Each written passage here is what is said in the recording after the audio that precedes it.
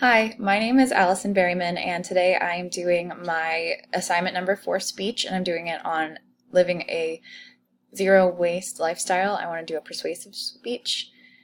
The three things I'm trying to focus on are maintaining eye contact, getting rid of filler words, and handling mistakes. Okay, here we go. I'm sure you've heard of the straw ban, where millions of restaurants, even whole states, are banning the use of single-use plastic items like plastic straws. While it's a great step in the right direction, we've been making steps like this for a while. When is the last time you saw styrofoam cups at a gas station? We get rid of these things step by step because we're trying to be good to our environment, and that's not a new idea.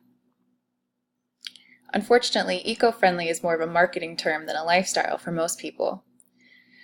But shopping new, even for eco-friendly items, isn't the best way to be great to our environment.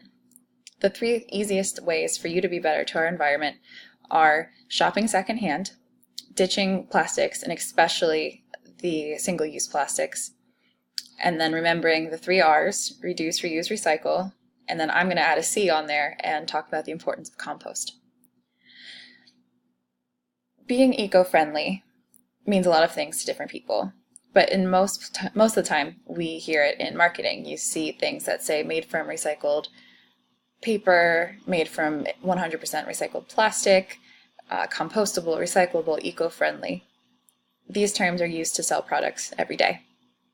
But unfortunately, nobody's regulating that to make sure that what they're saying is not only true, but the process of making those products isn't just as harmful as it would be to make them out of plastic.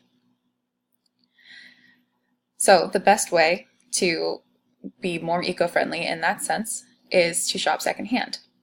Going to thrift stores in places like Goodwill, Salvation Army, especially local thrift stores, like there's one in Columbus here called Ragorama that I absolutely love.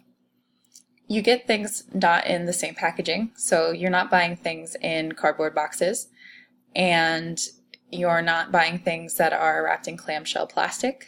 You're getting things that have already been taken out of their packaging for the most part, and you're giving a new home and reusing things that would otherwise be thrown away.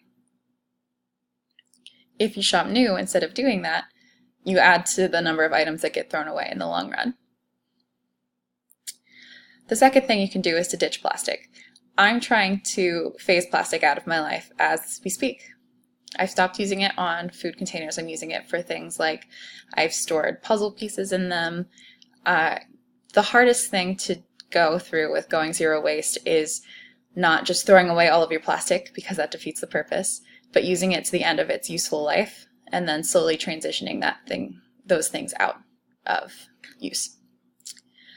So for me, the ways that I'm reducing my plastic usage is I'm getting rid of plastic containers, replacing them with stainless steel or glass, which are two highly, highly recyclable items. I am not using plastic grocery bags. I'm using my reusable grocery bags. We all have them. I know none of us use them. And if I forget them, I'll turn around and go back, using that little bit of extra time to make a difference. I won't use produce bags at the grocery store. And when I pack my lunches, I'm using glass containers, reusable insulated bags, and other reusable packaging instead of paper bags, plastic bags, that kind of thing. Finally, the 3 R's that we've heard all of our life. We've been taught to reduce, reuse, recycle. Those are taught to us as if they're equally important, but I don't think that's true. The most important one is to reduce. Purchase less things that have a lot of packaging. The less you buy, the less money the companies that do a ridiculous amount of packaging have to spend on that ridiculous amount of packaging. Vote with your money by buying secondhand, by refusing to buy things that are overly packaged. After you've reduced it as much as you can, try to make sure that anything you get is reusable, repurposed. Find creative ways to use things that you already have. Recycling is the last line of defense. You want to create as little waste as possible, and whatever waste you create, you want to be recyclable. Now, composting is something I think no one talks about enough.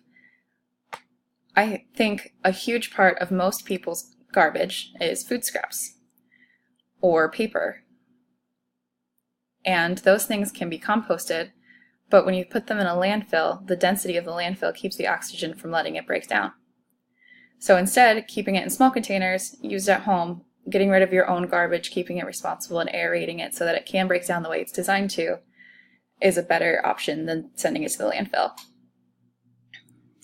Finally, you can make a difference when it comes to the environment. I know that one person doing a few things doesn't feel like a lot, but it makes a difference. Every year, one person creates over 1,400 pounds of garbage.